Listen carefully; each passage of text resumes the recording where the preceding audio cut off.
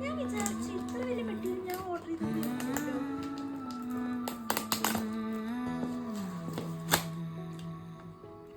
പുതുമഴ വീണ പോലൊരാൾ അരികിലിരുന്ന രാത്രിയിൽ ഹൃദയമൊരേ നിലാനദി ചിറകുകൾ മെല്ലെ നീർത്തിതാ ചിരിമണിമാല കോർത്തിതാ നിറയുകയായി മനം സ്വയം